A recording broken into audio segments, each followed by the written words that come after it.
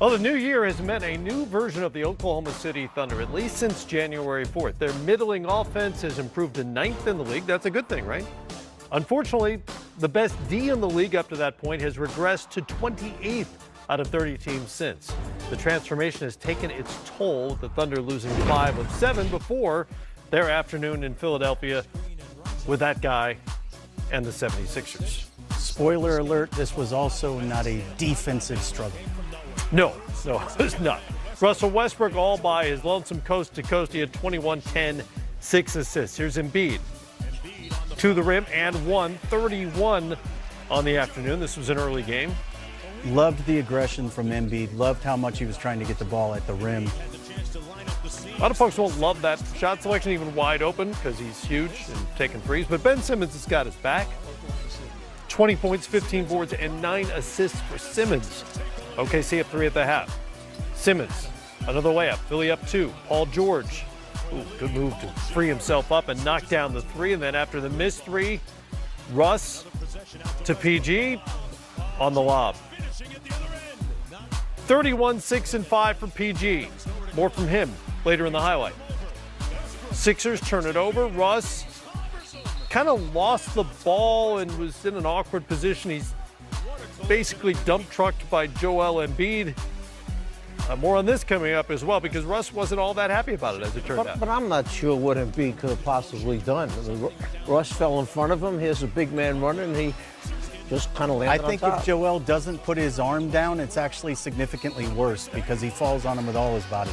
Well, those two had a history. Jimmy Butler has a recent history of making big shots late, including those two, and OKC's lead is down to 1. Embiid with a pump fake and gets fouled by Westbrook on a three-pointer. Westbrook fouls out on the play significantly, and Embiid hits his free throws. We're tied up at 113.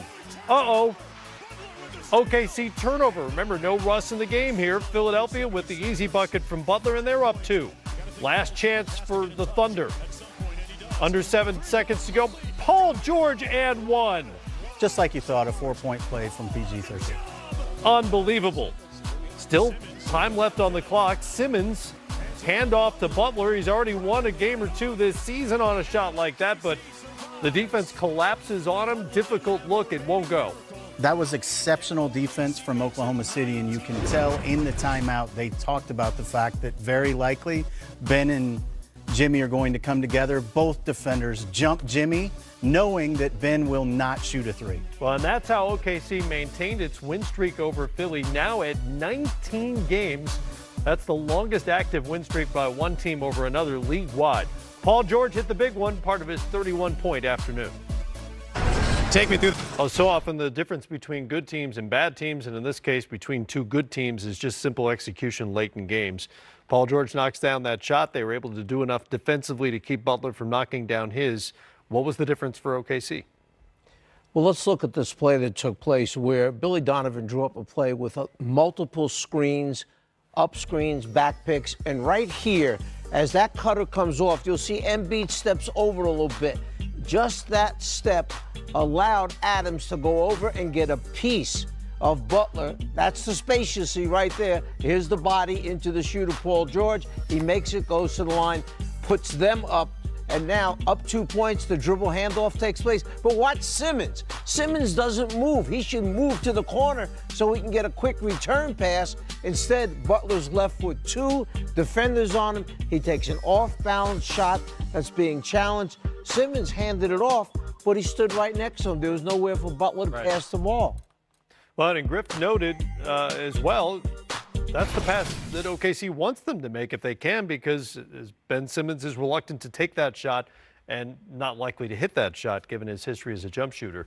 Meanwhile, I maintained throughout the season that the biggest surprise from last summer of all the stuff that happened wasn't LeBron going to L.A. It was Paul George staying in Oklahoma City, and they continue to get the benefits from that. Well, and I think what you've seen when they have played very well of late, when they play very well, lately it's Paul George's team. And in the fourth quarter, he's their leading scorer on the season. He's also shooting 42% from 3 in the fourth quarter. Today he had 14 points in the fourth quarter, 3 of 4 from 3. He's carrying the mail for them late in game situations. And today I would tell you that he actually got them past some really egregiously poor decision-making on the part of Russell Westbrook. About 1:46 left. They're up 4 points. Russell attempts a dagger three from the top of the key. Not a good shot at all with as much time as they had on the shot clock. I want to say there were 16 seconds left on the shot clock. Then that last foul he picks up, we showed the highlight. He picks up the foul from behind on the three-point shooter. That's a sixth foul. He can't reach in there. He's already blown by. He's got to just let that go. Paul's been so good, he's carrying them despite that. Well, Russ was a little frustrated after the game, in part because of that foul, that collision rather, with Joel Embiid. The two of them have some history. Remember when OKC beat Philly in Oklahoma City? It was Westbrook waving bye-bye to Embiid and the Sixers on their way out. Here was his reaction to that collision after the game. I don't think he just landed on me. He had a little extra to it. You know what I'm saying? But it's okay. You guys are cool? No. All righty then. On to the Mavericks and the Pacers. Luka Doncic and the Mavs, not really Luka's night. Put it that way. Victor Oladipo, step back. Going with the old Hickory uniforms in this one. Oladipo. It's from Hoosiers, you know, Czar. I remember that. Okay, make it sure. Thought I lost you there. Look, it's a bonus doing work. It's a bonus. 16 and 11 for him. 58-42 already at halftime. Hickory on top. That's Miles Turner. Jimmy Chitwood could never do that. Blocks Luka Doncic for the block, and then Oladipo to Miles Turner in the paint. They get the dunk there. Doncic just 3 of 14 on the night. And then after the tip, he kicks the ball and picks up his second technical. Invited to leave the game. Yes. Commanded even. Tyreek for 3. Evans was 7 of 11. He had 19 points and an easy win for the Indiana Pacers, 111-99. Sixth team in the NBA to reach 30 wins now. Here's Doncic on his first career ejection. I was just trying to play soccer. I didn't try to kick the ball out of stance. And for sure, I didn't know the rule. If it goes to stance, you got ejected. So I didn't know that. Oh, you didn't know that? That was different rules in Europe, so I didn't know that was a rule. So, yeah. Oh, so in Europe, you would still be in the game? Nah, I wouldn't have been ejected for that for sure in Europe. So you weren't frustrated when you kicked it? You were just trying to kind of do a trick? I was trying to, juggle the ball. For sure. It went into the ball, so I got to work on my soccer skills. Yeah, kicking the ball also acceptable in soccer. Just a note. I want to see somebody for that sore on the bottom of the lip, too. I'm just throwing that out there. It looks like he might have gotten scratched. More coming up here. Kyrie continues to walk the walk after talking the talk. Danny Green and the Raptors running roughshod over the league. And the Bucks making their own magic in Orlando. It's all ahead. How you start, but how you finish. And the Indiana Pacers are amongst the best in the league in closing games in the fourth quarter. Recently, Raz Gold Onwude sat down with Victor Oladipo on how it's a full team effort to close out these games. Victor Oladipo is just a fantastic basketball player. He had a breakout year last year for the Pacers, and he looks great here in the season already. Oladipo to the rim.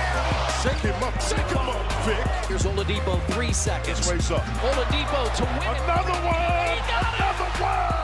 Victor Oladipo, this is your city. What have you found it takes to bear the responsibility of being the leader and the face of this franchise?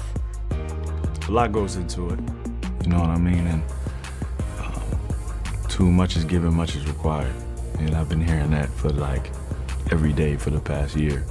It's been tough, man. You gotta know what to say and when to say it, but at the same time, you gotta listen. I think being a leader is something that you have to learn how to do.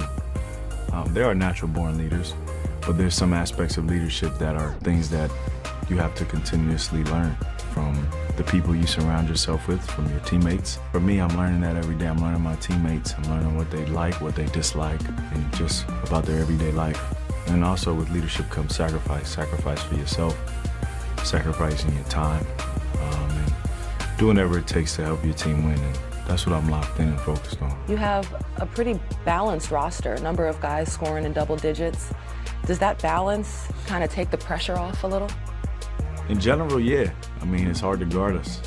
You can double me, but I'm throwing it to Domas, and Domas is throwing it to whoever else is open. Or I'm throwing it to Miles, and Miles is throwing it to whoever else is open, or they're shooting their shot. So we got a lot of depth, and we got a lot of good players who can make things happen. But I never had a lot of pressure on me to begin with. So whether they double me or not, I don't feel any pressure. I just got to go out there and play. Has your team earned respect yet? What is the respect you feel your team deserves right now? I mean, being with them every day, I believe we earn a lot of respect. And we deserve a lot of respect, but I don't think guys give it to us, which is fine, you know. At the end of the day, everybody isn't going to respect you, no matter who you are, no matter what you do. Just focus on each other and continuing to get better. We know that we can play at a high level in this league. We know we can win at a high level in this league, and we just got to continue to keep proving it every day. So Victor Oladipo and the Pacers, what you find most interesting about them is last year when he missed some time, they were 0-7 without him. This year when he missed some time, they were 7-4. They've really taken a leap as a unit to being able to play with him and without him. Why is that? Well, I think last year they learned from their opportunity and saying this year when it happens, we're going to take advantage of it. And also, Booz, you know this, I think Nate McMillan's done a good job building within. You know, Miles Turner's gotten better, Thaddeus getting better, Sabonis, each guy's gotten better from last year. So now he's saying, guys, when Oladipo's not on the floor, I need all you guys to continue to play aggressive. Corey Joseph comes off the bench, Darren Collison's had his stretches. So now as a team, I look at them, I say, all right, Oladipo goes down, no problem, Boo. Different guys step up and play better basketball. Yeah, they're more complete this year. They're a deeper team than they were last year. I love what Sabonis does for that team off the bench. Miles Turner is always a threat. Obviously, Thaddeus Young has been a very good pro for his career. So he has a lot of great players, good players around him that can hold the fort down if he happens to fall down. You mentioned those three guys, Thaddeus Young, Domantas Sabonis, and also Miles Turner. And, I mean, if you're talking about a front court, I know the three's a different position, but Bojan Bogdanovic. Oh, he's playing great. They have one of the better front court groups that kind of gets overlooked because they don't necessarily have a superstar in any of those positions. But when you look at them as a unit and their versatility, I mean, they have to be amongst one of the best in the league, right? Yeah, that's a good point. I think they do get overlooked. Look at this team. They're third in the Eastern Conference. They're one of the top defensive teams, especially at home, holding teams to 42% shooting on their home court. They do a good job of keeping teams under 100 points on their home court as well. But those three guys have been playing terrific. And also, let's not overlook Collison. He's doing a great job at the point guard spot. Yeah. No, to your question, Chris, when you look at each guy, their story matches where they are. Very similar where we looked at, I think, was Brooklyn, a lot of this guy, you looked at certain players and they kind of bounced around a little bit. That's very similar to Indiana where Oladipo and Sabonis were called, they kind of connected going from team to team. You're talking about Donovan, he's kind of bounced around, was in Washington. That's a good point. So now all these guys have said, come together and say, you know what? Oladipo's earned to be the superstar and the all-star. Now let's step our games up to kind of help him out. And to Booz's point, I'm not shocked, but kind of happily surprised they've been at that 3 spot all season long. Not start there, fall off, come back. They've kind of been the mainstay. And sometimes healthy competition within a team is good, right? When you think about bringing in a guy like Domantas Sabonis and Miles Turner, it's like, hey, we need more inspired play out of you. And it seems like with Sabonis there, we're getting a better version of Miles Turner. Yeah, because he's a different skill set. You know, he can shoot the three a little bit. Actually, they're kind of similar when you think about it. But the good thing about it in practice, they can battle against each other, compete. So when you go out to the game should get you, the practice should get you prepared for the games. And when you're going against a guy like Sabonis going against a guy like Turner, every day in practice, they're ready when they go against the Philadelphias and they go against the Boston. So that's a good point. And to that point, Chris, you can tell what's working because they play well together. That competitive spirit in practice doesn't make them not want to like each other, so to speak. It's bringing the best out of one another. Then when the game starts, they know how good they can be. And for a guy like Victor Oladipo, who waited for his time to really have an all-NBA performance, right? And then he sees the team develop, kind of takes a step back in situations to allow the team to flourish. I mean, that's what you want out of your leader, right? To maybe sacrifice numbers sometimes, sacrifice a little efficiency to make sure you get the win. If you can sacrifice for the bigger betterment of the team and you can stay in the third position, yes. And like he talked about the other day, he had to get used to that bullseye being on his back and getting double teamed every night. And as he continues to figure that out, how to pick the defense apart, they're only going to get better. Indiana Pacers quietly remaining in the mix on top of the Eastern Conference standings, right there with the Raptors and, Indiana Pacers. Who? Indiana? Staying there. Huh? Staying there? Milwaukee Bucks, right Toronto? there. All three of those teams. Milwaukee? Right there in the mix. Okay. Shake him up, shake him up, shake him.